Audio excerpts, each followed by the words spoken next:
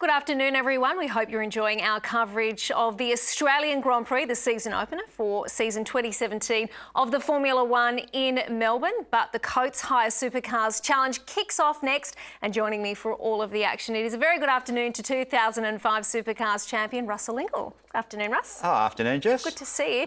Now, this is one of the best weeks in Australian motorsport. The vibe in Melbourne is absolutely incredible at the moment, and I think it's fair to say that all the Formula One drivers are as interested in what's happening in the Supercars paddock as the Supercars drivers are in what's happening in Formula One. Oh, absolutely. I mean, look, it is a great event, Jess. And you're talking about the circuit itself as well. They sort of call it a street circuit, but the feel of it is like a permanent circuit. And it is very special. The atmosphere is great.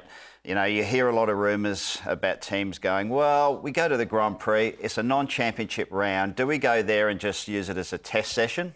But you can't. You know, you go there, there's a lot of corporate there, a lot of big sponsors. They're out there to impress. So, of course, they go out, and once that green flag goes, she's all out. Yeah, you only have to think about 12 months ago and the action that we saw through all of the races. Don't worry, they are playing for keeps at Albert Park today in Supercars. Coming into this event, it's exciting for us because it'll be the second time only that we've seen the full field in action this year. Shane Van Gisbergen, we know, was absolutely perfect. Clipsal clean swept racing and qualifying. What do you think everyone's been thinking about since Clipsal in trying to catch him this year? Because he certainly set the benchmark. Oh, absolutely. I mean, he was so dominant there. I mean, to go through virtually every session qualifying, as you said, and the races.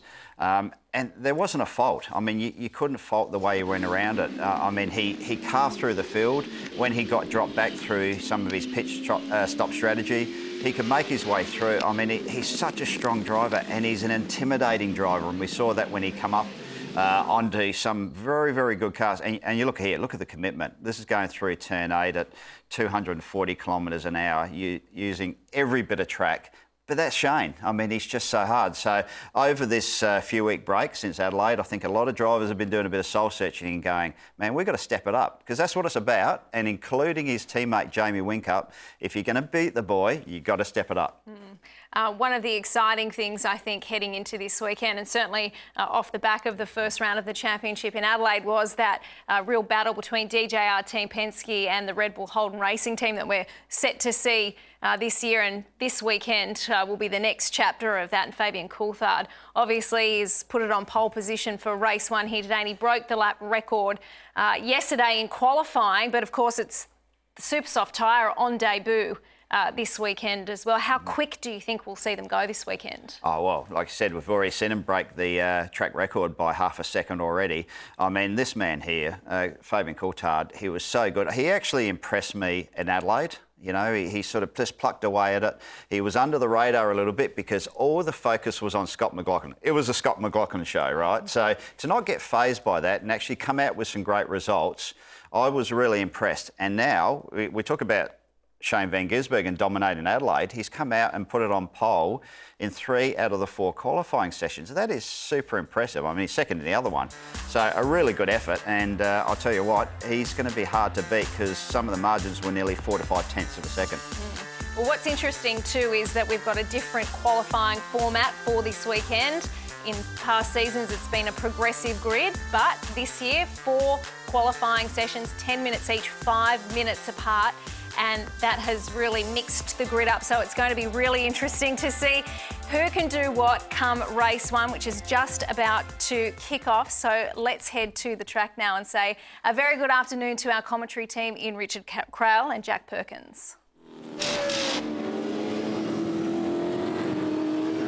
There might not be points on the line, but there's something about Supercars racing at this event that just makes it a little bit special. Yeah, good afternoon, Krause. Great to be back here, Supercars at the Grand Prix. And yeah, no points there, but everyone wants to win. And seeing those 2 Shell cars on the front row of the grid reminds me of the Dick Johnson, John Bowe days when the Shell cars and the Dick Johnson team dominated. It's really cool to see this new rivalry developing between Penske and Red Bull Racing Australia. So that continues here this weekend. And yeah, good to see those Penske boys dominating qualifying as we look at confirmation of the starting grid, which was the first qualifying session yesterday.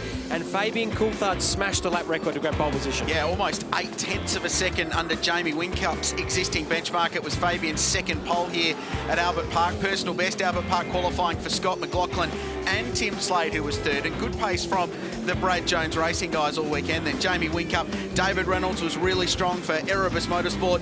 Then Chaz Mostert, Shane Van Gisbergen, the champ, goes from the fourth row of the grid with Michael Caruso, Rick Kelly and Jason Bright, the PRA Ford from the back of the top 10. We see Will Davis and Techno there in 19th. Mark Winterbottom just outside the top 10 with brake dramas yesterday. So the boys pulled that car apart. We see James Courtney a bit further back down the pack. His teammate Scotty Pye there, and Craig Lowndes only just scraping inside the top 20. He'd be looking for a better start for today, this weekend. You know, very disappointing so far for him because his teammates are up the front. And disappointing as well for Nick Percat, who had some success last year at the Clipsal 500. He's had a shocking run every time he's come to Albert Park in a supercar. They had engine dramas in that car for the first 2 of 4 qualifying sessions yesterday afternoon. They ended up replacing an ECU and got that car back out for races 3 and 4 qualifying, but he's got the job to do from P26 and last for race 1. Yeah, disappointing for Nick. I touched base with Kim Jones, the team owner down there before the race, and a simple ECU change, the computer in the car, and it's come good, and engine's running on all 8 cylinders now, so disappointing for Nick, but he'll be looking to surge his way through the field in this first 13-lap race. Just the 5 drivers out of this field of 26 have actually qualified in the top 10 for all 4 races, and we'll talk about those over the course of the day.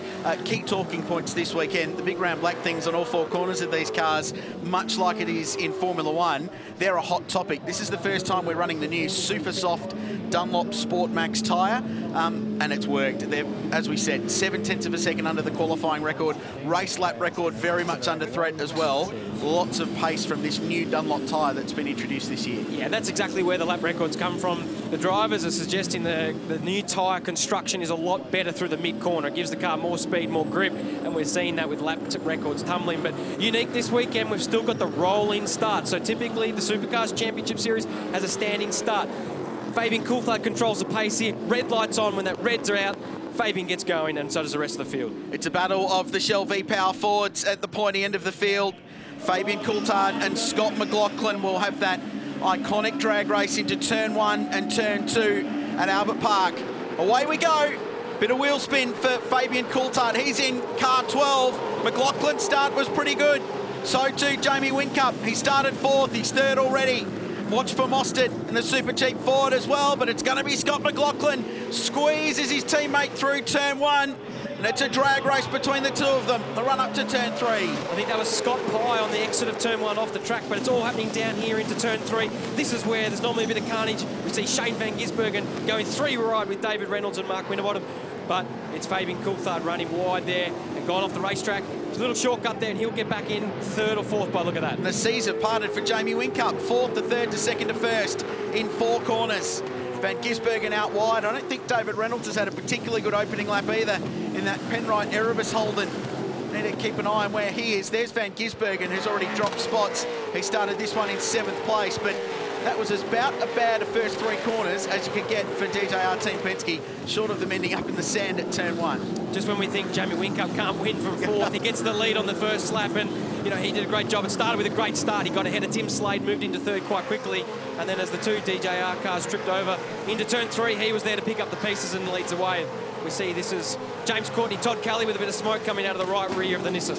Interesting thing with Jamie Whincup was how they tuned that car over the course of the 4 qualifying sessions. And he couldn't write the script. He qualified 4th for race 1, then went 3rd, 2nd, 1st. So that car got better and better over the course of the 4 10-minute sessions. Gee, busy in the back of the field as always. So that's David Reynolds, the Penrite black and gold car, number 9. Long way down the field. He's 19th, Jack. He started this race P5 as we see Fabian Coulthard down the inside of Chaz Mostert.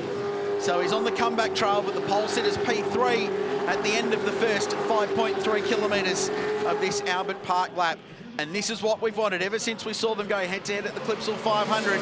Red Bull Holden Racing Team versus Shell V-Power Racing.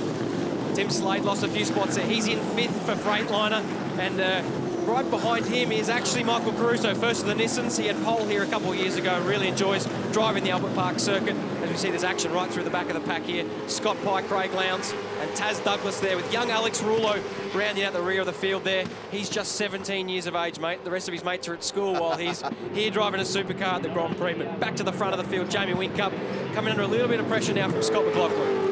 And this is the interesting thing, Jack, that we're going to see evolve over the 13 laps of this race, is that we don't have an indication of what these cars will do over a race distance on a circuit that can traditionally be hard on a rear tyre.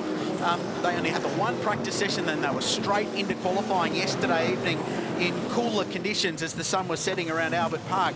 So this is a really interesting test session for these guys now to work out how these tyres behave, and they'll be filing all this, won't they, for later on in the year? Yeah, and having touched base with a few of the drivers last night after qualifying, the comment was that qualifying the tyres were only good for one lap. So it was effectively 4 shootouts for everyone yesterday.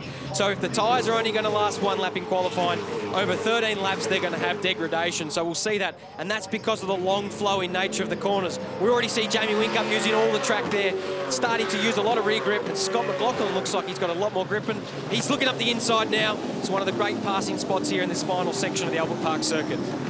Fabian Coulthard said it was great qualifying because it's a big tune-up for the shootouts that come later on in the year, so he feels like he'll be pretty sharp for those. This is allowing Coulthard to cruise up behind the 2 leaders as well. So McLaughlin up behind Jamie Whincup. 4th is Chaz Mostert. 5th is Tim Slade. And Slade was one of those drivers that had great pace throughout all 4 qualifying sessions. Just dramas in quali 3. Otherwise, he was in the top 6 consistently yesterday.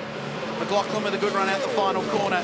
The talk at the Clipsal 500 Adelaide 2 weeks ago was how good those DJR Team Penske's cars were in a straight line. Not too bad here either. We watch a battle here between Jason Bright and Shane Van Gisbergen, and this is for 8th and 9th, and it's a heated little battle. James Moffat in the GRM Motorsport holding Commodores this year. We see he's changed for the lead. That's Scott McLaughlin up the inside of Jamie Whincup.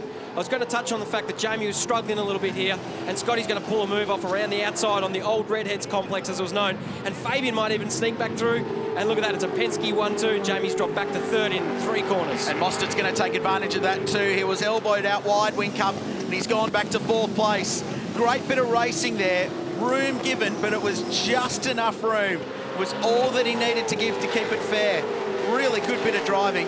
Heads up from Coulthard to follow his teammate through, and Mostert was just able to take the opportunity and cruise on through to P3 as well. So now the 2 Shell Fords are 1 and 2 once again, and the Fords are 1, 2, 3 as we work the 3rd of 13 laps. For whatever reason, that lap 2, Jamie Whincup just wasn't comfortable. His lap time of 1:58.1 compared to Fabian Coulthard of 1:57.0, 1.1 seconds slower, and he was leading the motor race. So clearly not comfortable inside that number 88 Red Bull Holden, and he's just going to have to find his rhythm, maybe make an anti-roll bar adjustment inside the car and try and get back onto the back of Chaz. And for the first time in a long time, it's Ford 1, 2, 3 in the supercars. How much will they be trialling down there at Red Bull Racing, do you think?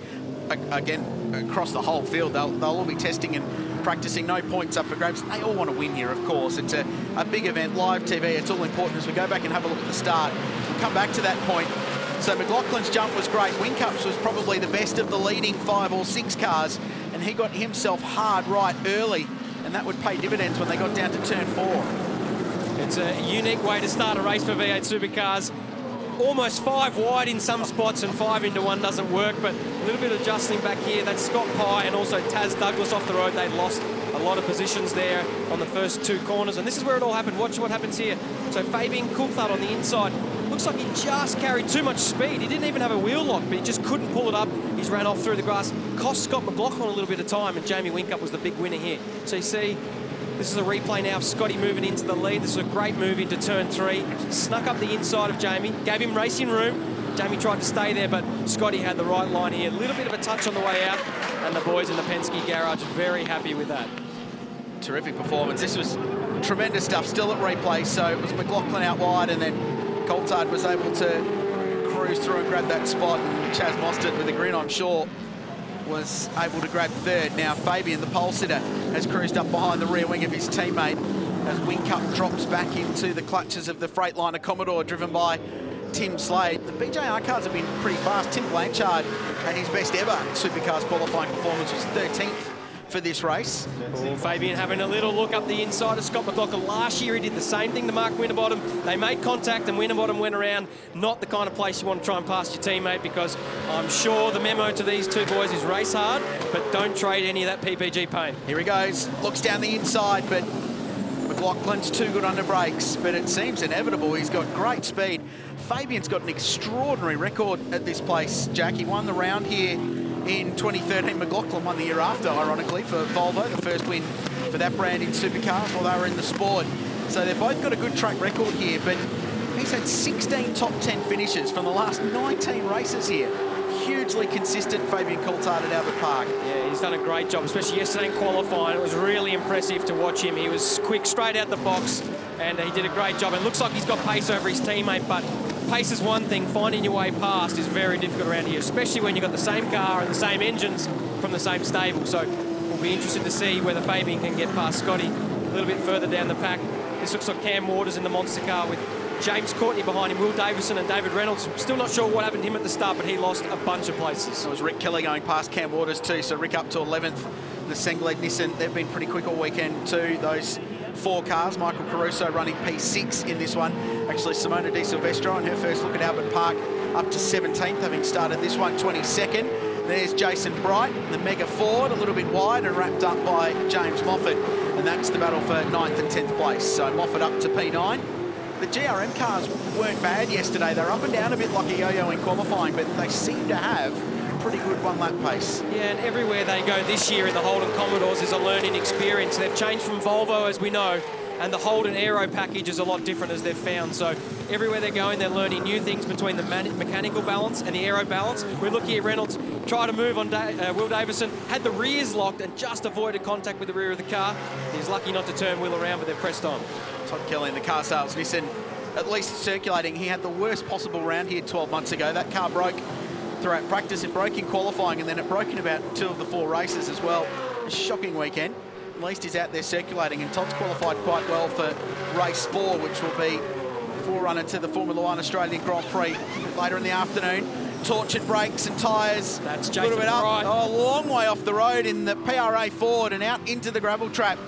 And he's been able to get the thing off into the grass runoff road, so he'll rejoin, but he's just thrown away a top 10 position, going a little bit too deep under brakes down at turn 13. And we heard that first. We could hear the tyre screeching. So what's happened, Jason's got down there, and one of the front corner weights was slightly out of balance for whatever reason, whether he's hit a bump, and it's taken the left front wheel to lock, which is the unloaded side, and that's then meant he wasn't able to pull the car up in time and ran off through the gravel trap and lost a lot of time. But back up the front, these three have cleared away. Safe to say Jamie Whincup doesn't have the pace of the front three.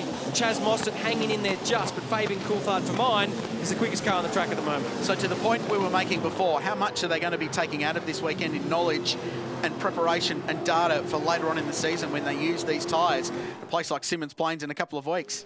Just a quick replay of Moffat getting the job done on Jason Bright into turn 3, and a little bit of biff and barge there, which wouldn't have made Moff too pleased, but I think Bright, he just had a little bit of wheel spin on the way out and slid into the side of him, but good, clean racing nonetheless. Look, the answer to your question, Richard, all the teams and drivers are here to put their best foot forward.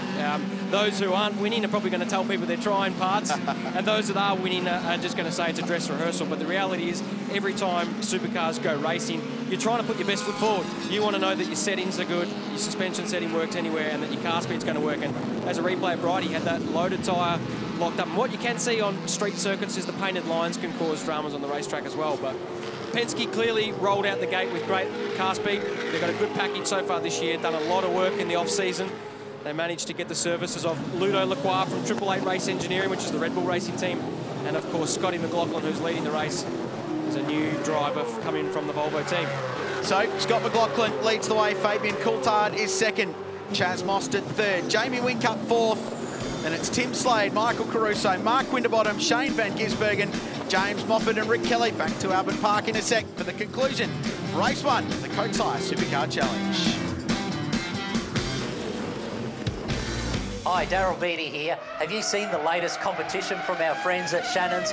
Take a look at this. Shannon's are giving you the chance to win a tour to Italy and the exclusive Concorso d'Eleganza on breathtaking Lake Como. Experience Italy's best. Stay in luxury accommodation with up to $5,000 spending money for Shannon's Club members. Enjoy a luxury speedboat tour of Lake Como, visit Ferrari and Lamborghini museums and spend 3 nights in fabulous Monaco. Plus, win an Indian Scout motorcycle. To enter, get a quote on your special car, spouse's car, daily drive, your bike or home. Take out a policy for even more chances of winning. Call Shannon's on 134646 or go online today.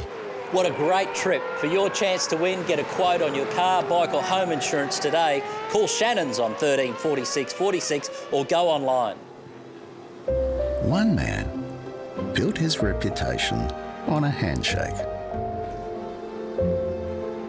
He made a promise that no matter who you were or what you'd like to drink, he'd have that drink at the lowest price. That was Dan Murphy's promise. And it always will be.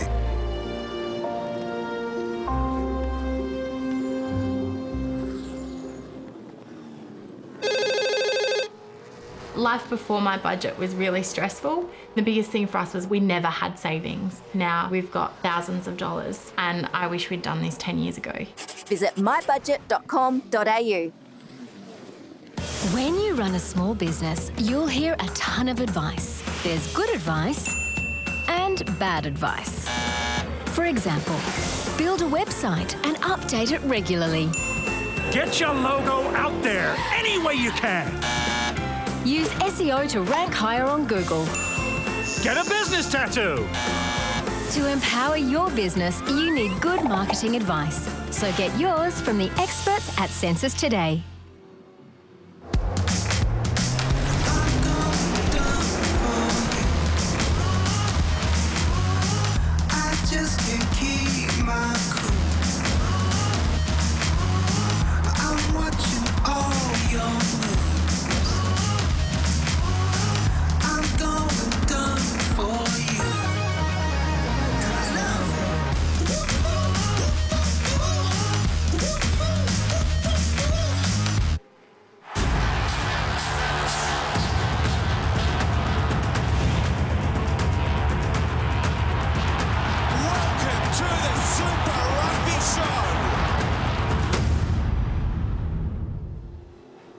The Professor's second-year syndrome. We are not asking you to watch this show.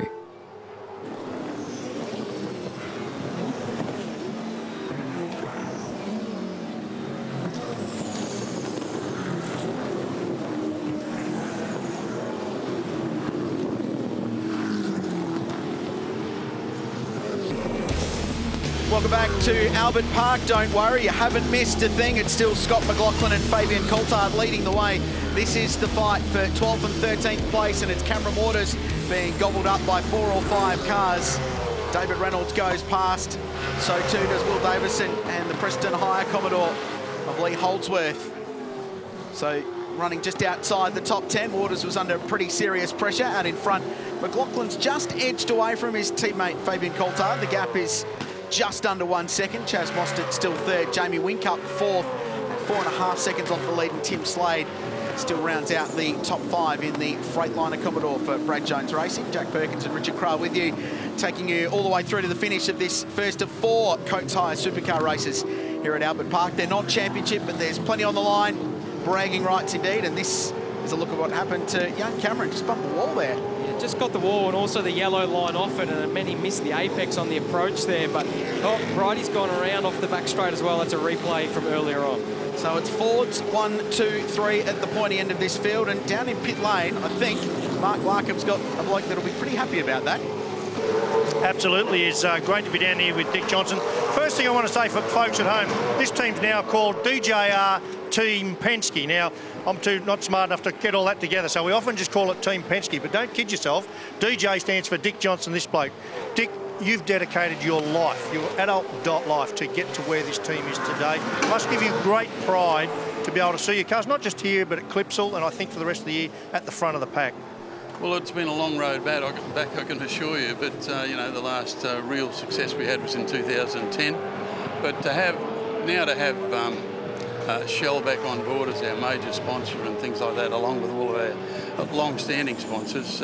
It's like Back to the Future, to be quite honest, because we had a lot of success going back in the 80s and certainly the 90s. Yes, you've lived that one, mate. So one of the quirky things is I think people would expect, because it's got a Penske name in it, an American, a very famous, very successful one, there would be Americans around here and NASCAR bits and IndyCar bits, but I still sense this is very much still a Dick Johnson racing organisation. Sure, Penske's the majority owner, but it's not like the culture has changed enormously. No, the culture hasn't changed a lot at all, to be quite honest, because they are all, except for probably one person, all virtually Australians and Kiwis, you know. So it's like back when we were sort of going well with the Shell department then too. So it's very pleasing to see that, you know, we're as smart as them all. And one of the big problems is one of the drivers is a Kiwi. Anyway, Dick, we can see. That's all right. Only one's a Kiwi. All right, mate. Great to chat. Cheers. They both are, actually. David Coulthard pretty much claims his Kiwi heritage while we were hearing from Larko. Thanks for that, mate. And Dick Johnson, we just saw a little bit of drama further down the field. Cam Waters' race gets worse. Dumped by his former Dunlop Series rival, Scotty Pye, the Mobil 1 Holden Special Vehicles outfit. James Courtney's got dramas down at turn 1. It's not been a good race for this outfit. Seen lots of brake locking today, Richard. We saw that Cam Waters aggravation started with him locking a brake earlier on and then getting gobbled up and ultimately getting turned around by Scotty Pye. And then seeing James Courtney lock a left front as well. That's the loaded side tyre into turn 1. Is not something that you commonly see. So whether there's something on the racetrack or the drivers are starting to struggle with an unknown grip level as we approach lap number 10 on this new Super Soft and the new construction Dunlop tyre. We should talk about brake feel as well, because it's such an individual thing. Some drivers like the brakes to feel one way, some the other. That's Tim Slade. Drama, one of the top 5 running cars, and that is a puncture. Left rear corner. The Dunlop's come off the rim. That's a shame for Slady. He was running pretty well, just outside the top 5, and it looks like that's a clean puncture. I mean, it's hard to suggest whether he may have clipped a fence, but judging by that, it looks like it's a puncture. No other marks on the side of the car, and I'm not quite sure which left-hand wall he could have got, but certainly going to try and crawl that back to the pits, but you can do quite a lot of damage with the rubber hanging out the side of the guard. Stop trying to make informed racing discussion during this, because every time I do, I get interrupted by action. Unfortunate for Tim Slade, who broke through for his first Supercars victory at Winton last year. He backed it up the next day. It was a terrific performance there near the hometown of Brad Jones Racing. And let's go back and have a look at James Courtney. So car 22, sponsorship from Boost Mobile on that car this weekend. And as you mentioned, big left front lock up there for James. Had a pretty difficult day yesterday for this rebranded team. And what happens when you lock the brake, you have to come off the brake pedal to get the wheel to start spinning again, and then that means you stop braking the car to the corner and then you run out of road, and you see James with a bit of opposite lock through the gravel trap, not where he wanted to be, but certainly a lot of brake locking issues. But must give a shout out to Simona Di Silvestro, our first full-time female racer here. Look at her up the inside, 3 wide possibly on the Preston Hire Commodore of Lee Holdsworth, but what a great job. She's ahead of Todd Kelly, her team boss, in 14th place. What a great job, and awesome to have the former IndyCar racer full-time on the grid this year for Supercars. As I speak, Todd Kelly's going to sneak one back on Simona here and take that position away. Give the boss a bit of room, but this is good, hard racing. In fact, Simona now goes down the inside in the Harvey Norman Nissan. Terrific performance, 14th place. There's Nick Percat. That amazing rainbow livery, Holden jumping onto the sides of that car this weekend, supporting equality. And it had an enormous reaction on social media, and fortunately a vast majority of it really positive. It's a great message, and well done to Holden and to Brad Jones Racing for that great cause. And Nick's worked his way up. Remember, started this one last. He's up to 15th now. So positive stuff for the young South Australian. I think James Courtney had another brake lock up there across the rear of the circuit, so that front tyre's most likely got a flat spot on it, and we refer to a 50-cent piece where it starts to pick up that flat spot every time you get back on the brakes. Well, we're trying to talk about brakes before, and Mark Winterbottom was very vocal on social media last night about the braking issues that they've had in his Spottolo Racing Falcon. Had it at Clipsal, got the same problem here.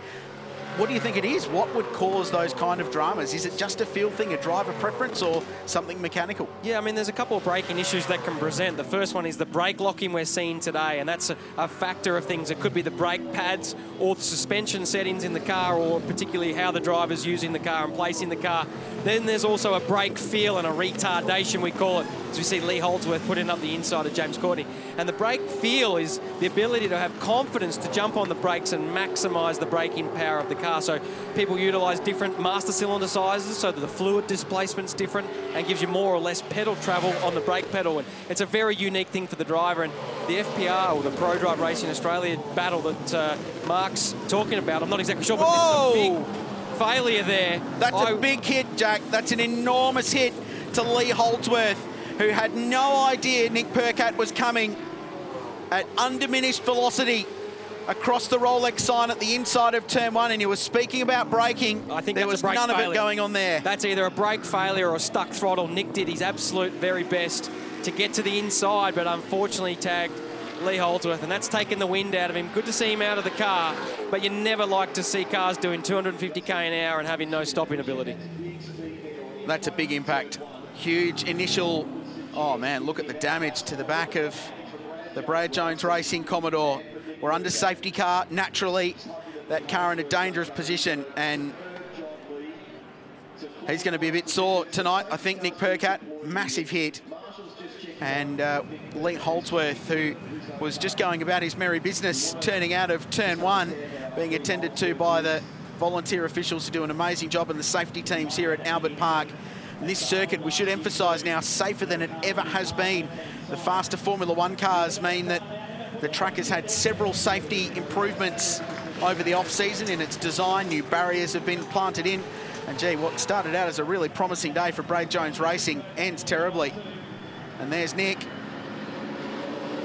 So he's pretty keen to get over to Lee and just let him know that it wasn't him trying. No brakes, there you go. So Nick, clearly no brakes.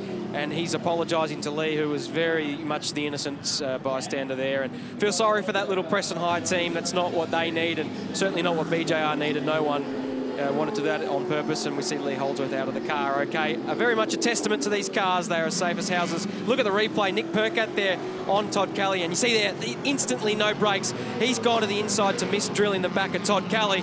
He's gone across the inside of the tyre bundle, backed his car into the rear of Lee Holdsworth, and it has opened the back of that BJR Commodore up, taken the rear windscreen out. I've never seen one of the new rear windscreens break like that. And I think this was a case of, well, I either hit Todd Kelly or I bail out of that and try and avoid and get lucky and avoid everyone. And Holdsworth copped the brunt of that in the right rear corner of the Preston Hire Commodore, as did the Brad Jones Racing car. Incredible livery for this weekend. So this will show it really well. And Lee was nearly past. He nearly got that gap between the cars. But I would suggest a bit of suspension damage to Lee's car. I reckon that car will be back out, if not this afternoon, tomorrow. But I'd be surprised if we see Nick Percat's car out for the rest of the weekend. That would have done a lot of damage to the left rear and also right up to the parcel shelf for that Commodore. They had such a tough year last year, Preston High Racing. Charlie Schwerkold's team had a big crash for Lee Holdsworth at Hidden Valley. Destroyed a car, had to get a new one built, turned it round. They had replacement drivers in their cars. Really tough initial season in supercar racing for that outfit since moving across to Holden. And just looking to stay out of trouble this weekend and learn and get up to speed. You're right about the damage and popping that rear screen out.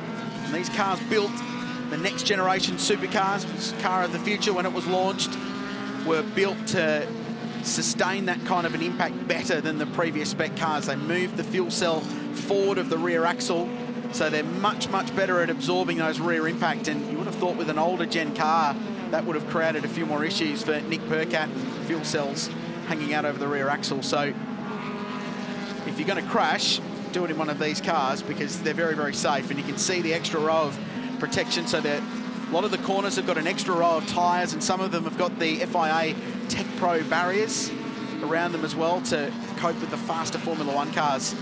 It is unbelievably hard to describe how Nick Percat would have felt for about 4 seconds then. that feeling when you're doing 250, 260k, and when you jump on the brake pedal and it's not there, the heart rate would have gone to about 250, and he's just tried to do what he could to miss having an accident, and unfortunately, you know, done a lot of damage. But good to see both drivers walk away, but, you know, very relieving as well that it could have been a lot worse than that. So with the good news that both of those drivers are uninjured, we find ourselves on the last lap of the race. It looks like they're going to call it this time around, and we find ourselves with Shell V Power Racing 1 and 2. Their last victory in Supercars competition came here in came at Queensland Raceway in 2013 with Chaz Mostert. Their last win here came with James Courtney in 2010. But for the first time since Roger Penske bought into DJR, they're going to become winners in supercar racing. And it's a 1-2 performance for Shell V Power Racing in race 1 at Albert Park, and it's Scott McLaughlin leading Fabian Coulthard home. An emphatic performance. They didn't lead early, but they shuffled Jamie Whincup back, and from there they never really looked like they were going to be headed before the safety car came out. And a bit of a marker for Scott McLaughlin to get one on his teammate. Talking about that during Formula One practice, that it's an early marker in the season to get one on your teammate. McLaughlin's done that. And the first win for that team since 2013, and the first one since Roger Penske became involved. A terrific performance. Should mention Chaz Mostert to third was a really good drive. Jamie Whincup ended up fourth where he started. Michael Caruso was fifth. This is going to be a great race later on this afternoon, race 2, as we see Ludo Lacroix very pumped to get his first win for Team Penske in only their second event. But I'm really looking forward to race 2 now, Richard, because the grid is very similar. We've got Coulthard off pole and Scotty McLaughlin off 2, with Jamie Whincup moving up to 3rd and Chaz off 4th. So I tell you what, this next race this afternoon is going to be an absolute ripper if it's anything like that one. So plenty of drama, plenty of action in the first of 4 races. The Coates High Supercar Challenge, a non-championship round in the Virgin Australia Supercars Championship, but plenty on the line, and this is huge positive momentum for this 2-car team, still based up near the Gold Coast in Queensland. Good performance by Chaz Mostert to 3rd. Key performers behind them. James Moffat started 14th, ended 7th. So really good drive for Moff. Mark Winterbottom was up to 8th from 12th. James Courtney inside the top 10 as well from 15th. So a few movers and shakers there. Simona Di Silvestro ended up 13th. Outstanding result for her first race here at Albert Park. Gee, there's a lot to digest out of 13 laps at Albert Park, isn't there? Yeah, absolutely. Obviously, Tim Slade was running really well until he got that puncture, and Garth Tander also DNF'd as well. So, including Holdsworth and Percat, we had 4 non-finishers. So there'll be celebrations for a short while at DJR Team Penske Shell V Power Racing, because not long after Formula One practice 2 later on this afternoon, they go racing again, and then it's 1 race a day from here on in. 1 tomorrow and 1 before the start of the Australian Grand Prix on Sunday afternoon. So they've got a quick turnaround time. There'll be some teams that will have to work pretty hard to get their cars right. We hope that Lee Holdsworth can get back out in that Preston Hire Commodore. Certainly we don't expect to see Nick Percat back on the racetrack. Certainly not today, perhaps not this weekend. We'll have updates for you when we come back for race 2 this afternoon. So McLaughlin, Coulthard, Mostert, Whincup, Caruso, the top 5. So the Nissan's looking pretty strong, Jack. Yeah, absolutely. Michael Caruso there in 5th. And also Rick Kelly doing a great job until later in the race when he did have to a little off-track excursion, but showing good speed. And as you said, Todd Kelly in 12th. Simona Di Silvestro in 13th. A great job from her. But look at the boys. Very proud moment. The guys have put a lot of work in the off-season, and indeed their first 2 seasons as well to get to this point. And although it's a non-championship round, a win's a win, and a 1-2 for the team is even better. So Ben Croak there on the right, the team manager, very proud of his men. And Scotty McLaughlin getting out of the car. Ryan Story there as well, team principal. Pretty happy with that. So it's the 4th win for DJR/DJR Team Penske here at Albert Park. It's the 3rd win for Scott McLaughlin. And Fabian Coulthard's incredible record continues. He's now 17 from 20 in terms of top 10s from race starts at this place. So confirm the results for you. It finished under safety car, but it was McLaughlin, Coulthard, then Mostert and Whincup, Caruso 5th. Van Gisbergen battled his way to 6th. Moffat inside the top 10 7th. Good drive for GRM, then Winterbottom, Reynolds and Courtney worked his way forward in the Mobil 1 HSV Racing Commodore. Will Davison was 11th, then Todd Kelly, Simona Di Silvestro, as we said, to 13th. Scott Pye to 14th. Wood Lowndes, who's having a pretty tough weekend. The Team Vortex car, Blanchard, Douglas, Waters and Rullo. LD Motorsport was 20th. Jason Bright we saw with dramas. Then Rick Kelly, Lee Holdsworth, Nick Percat, Tim Slade and Garth Tander, all with dramas in race 1. Massive result for DJR Team Penske at Albert Park this afternoon. Their first ever 1-2 and the first ever win for that team as we know it today. Scotty McLaughlin laying down the gauntlet. Aren't they really taking it to Red Bull? Oh, absolutely. I mean, what a strong performance. I think Fabian was his own demise. He sort of was a bit kind to Scotty at the start, which probably cost him a position, but Penske are in town. I know it's a non-championship race, but it's good form, and especially on the super soft tyre as well. What did you think of the start, Russ? It's pretty wild going into turn 1 there, isn't it? It was. They were definitely playing the teammate gig. There was no doubt about that. Fabian gave Scotty plenty of room around here, like there's plenty of real estate there. I think if it was another car, you would have shoved him off into the gravel trap, but they were very kind to each other. Like I said, they were a bit too kind, I think, Fabian, and it actually cost him a little bit in the end here. Just went in that little bit deep, just locked a bit of rears, got a little bit sideways and actually speared off. So just out of shot, there he is. Fabian's off into the trap and cost him a little bit of time. He was actually did a good thing there, actually going across, because there's a couple of little speed humps there you can damage the car. So did a real good job to come on without damaging a thing, but a strong performance. Those cars were so fast. A great taste too of what's to come, I think, between DJR Team Penske and, of course, the Red Bull Holden Racing team. Scotty McLaughlin really giving it to Jamie Whincup, and he made a great move there to take the lead again. Oh, for sure. This was a strong performance. I mean, Scotty wasn't sitting back there. I mean, anyone else probably would have sat behind Jamie Whincup, but no way. He stuck it down the inside, actually made enough of a gap so Fabian Coulthard could get through as well, and Chaz Mostert. So for Ford fans, they'd be loving this action. But I tell you what, Roland Dane from the 888 Red Bull Racing will be going away from this race thinking, man, I know it's not championship, so we can't, but you know, you got to look forward a little bit here. Those cars are strong. So I think Roland Dane will be going away from this race going, guys, we better do some more homework. A few tyre dramas, it seemed, through that race. Obviously, as we said at the top of the show, super soft tyre on debut. Is something we need to worry about heading into the second race? Well, like I said, Jess, this is the first time they've actually run this tyre. We couldn't see any marks. There's Tim Slade here with a left rear gone down. It's hard to say around here because it is pretty easy to fall off the curb. The curb's actually pretty vicious here. Maybe he went through a gravel trap, we don't know. But there was only a couple of cars. Look, it can be anything like a guard rubbing. He could have touched another car and that's what cut the tyre. This is purely driver error on James Courtney's part. Just went in a little bit deep. You saw him going over the curb and locked that left front, and that's what cost him a better result. A massive, massive moment for Nick Percat and Lee Holdsworth there at the end of that race. Unfortunately, that means their day is over, and they'll obviously have quite a bit of work to do to stay in the action this weekend. Really bad luck for them. Oh, absolutely. I mean, 255 kilometres an hour to go in backwards and bad luck for both teams. I don't think they'll be fixing that car of Percat's. That is severely damaged. Well, we're looking forward to race 2 of the Coates Hire Supercars Challenge. That's coming up later this afternoon on Fox Sports. When we come back, it's the F1 Legends showcasing the legendary Sir Jack Brabham, and of course Practice 2 for Formula 1 is coming up a little later this afternoon. Russ and I will be back very shortly. This has been a presentation of Fox Sports. Promising results from Penske, but Van Gisbergen's double. He's the reigning champion. He's at another level at the moment. Suggests he's still the one to beat. The home of supercars, Fox Sports. Beautiful. Hey, Andrew. What are you up to? Like a 70s shopper from suburbia. Typical.